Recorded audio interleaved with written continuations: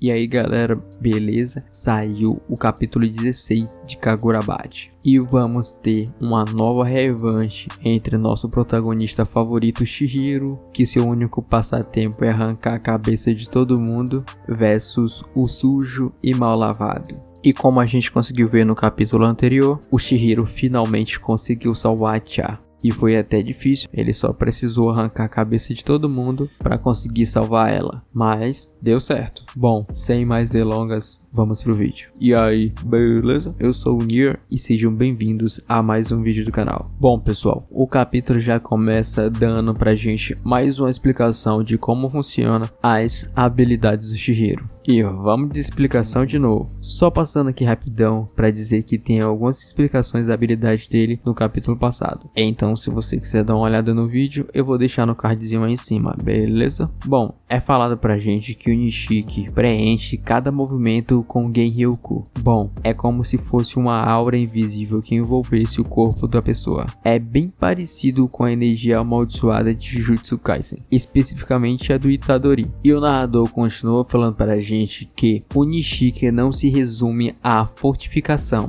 da ação do portador. Ela funciona como um complemento em uma nova lei do movimento que suaviza o peso do corpo. Em outras palavras, mesmo se tornando mais fácil, a dor ainda pode ser sentida. É mais ou menos assim, mesmo você tendo um controle mais refinado sobre o Genryoku e imbuindo o seu corpo todo com ele, ele ainda vai causar alguns danos no seu corpo. Por isso que ele fala que ainda assim ele vai sentir dor. Aí a gente vê o Chihiro carregando a Cha. Aí a Cha percebe que ele está bem cansado e ferido. Ela pergunta pra ele: você não quer trocar comigo não, pô? Deixa que eu te carrego. Aí ele só fala assim pra ela: a minha dor comparado à sua não é nada. Isso é verdade, né? A menina teve partes do corpo arrancado. Aí ela pergunta pro Chihiro o que aconteceu com a Hinao. A Hinao é aquela garotinha lá do bar. Aí ele confirma pra gente que ela tá bem, mas quando ela foi encontrada desmaiada, ela não parecia muito bem. Então ela pede pro Chihiro dar a mão dela pra ele. Aí vem pra gente uma explicação de como realmente funciona o poder dela. E também a gente descobre que ela consegue curar outras pessoas. O poder dela funciona mais ou menos assim: se ela receber alguma ferida, ela fica pensando naquela dor, então automaticamente o corpo dela tenta eliminar aquela dor, assim curando ela. E no meio disso tudo aparece lá algumas cenas do Chozo fazendo experimentos com os membros que foram arrancados dela. Cara, me faz pensar uma coisa: será se realmente a mãe dela está morta? Porque não faz sentido nenhum os caras matar uma mulher que tem habilidade que eles querem a todo custo. Não, pensa comigo, se ela realmente estiver morta, se os caras mataram ela, cara, não faz sentido,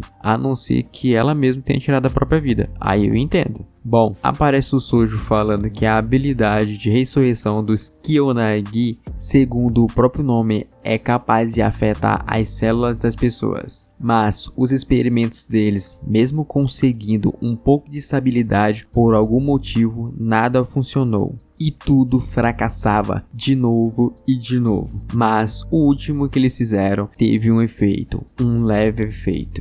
E para esse experimento eles precisavam de mais material. Então, voltando lá pro Chihiro, a Cha pede a mão dele. Aí ele fala pra ela não se preocupar, porque tá tudo bem. Ela insiste e fala: pô, me dá a tua mão aí, cara. Aí ela se concentra, eu acho que deve ser na dor que ele tá sentindo, ou na dor dela junto. Bom, aqui eles não explicam como funciona o método pra ela poder curar as outras pessoas, mas ela conseguiu curar a mão dele. E saindo do lugar lá que eles estavam, que parece um palácio, eles se encontram com Shiba. Então é mostrado pra gente que já chegou a noite, então deve ter passado um bom tempo desde quando eles chegaram ali. Tempo suficiente para a luta entre a Kamonabi e o Sojo ter acabado. Bom, o Chihiro percebe alguma coisa estranha, então passa a Cha para o Shiba e pede para ele cuidar dela. E o Shiba fala que sinceramente ele não acha que o Chihiro deve cuidar daquele problema sozinho, apesar dele não ter nenhum motivo para se preocupar. Aí o Chihiro fala assim: não, tá bom, cara, pode confiar em mim. Aí a Cha pede pra ele não morrer. Ele só fala assim: tá, valeu. Naquele jeitão dele meio alto astral, que parece que ele tá com sono toda hora. Então pessoal, é mostrado pra gente a luta entre a Kamonabi versus o Sojo. E, segundo as informações que o Chihiro tinha passado para Kamunabi, existia uma pausa entre as habilidades do Sojo. Já na batalha, um dos membros da Kamunabi fala que ele continua usando o Kou e o Yui. É o nome de algumas habilidades dele.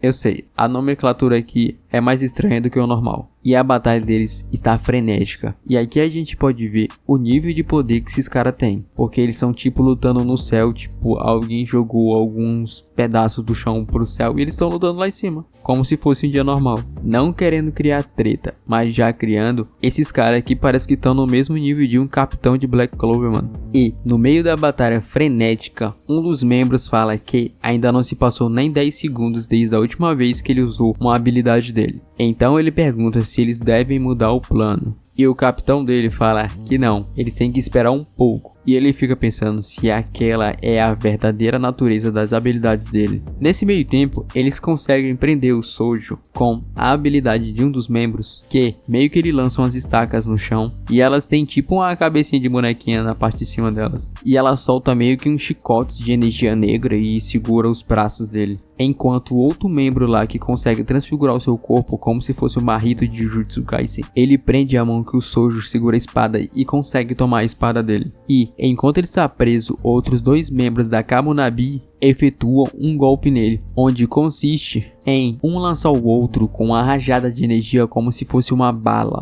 E eles conseguem acertar ele em cheio. Então é mostrado pra gente o cara lá segurando a Kuregomo, que é a espada do Sojo. Então o capitão deles fala que agora que eles estão com a espada, eles têm uma chance. E essa chance deles foi tão passageira. Só aparece ele falando assim, ó, Mei, que também é outra habilidade dele. Então a espada sai voando em direção a ele e destruindo tudo que encontra pela frente dela. E também arranca um dos braços do cara que estava segurando ela. E metade do corpo do cara que serviu como bala de canhão para acertar o Sojo. E só aparece ele quebrando tudo e segurando a espada com a boca e indo em direção a mais dois membros da Kamunabi. E voltando para o Chihiro, a gente descobre que aquele ser que ele tinha avistado era o Sojo. Então ele fala pelo Chihiro que, julgando pela sensação, ele está mais próximo espiritualmente da espada dele. E é por isso que as pessoas estão ficando cada vez menores para ele. E que o mais interessante disso é que ele não usou a energia acumulada do Mei.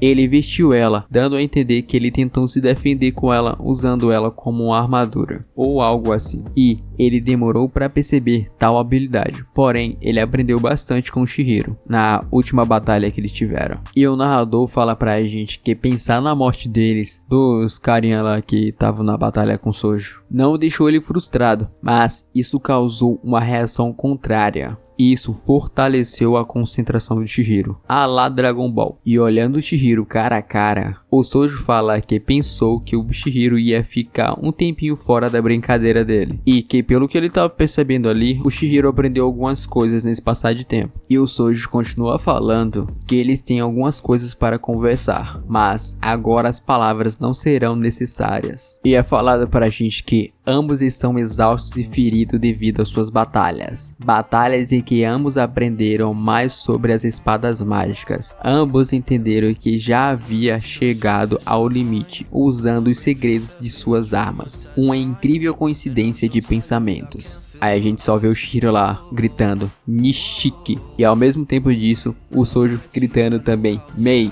Isso aparece pra gente assim, ó, 12 segundos. Você vai morrer.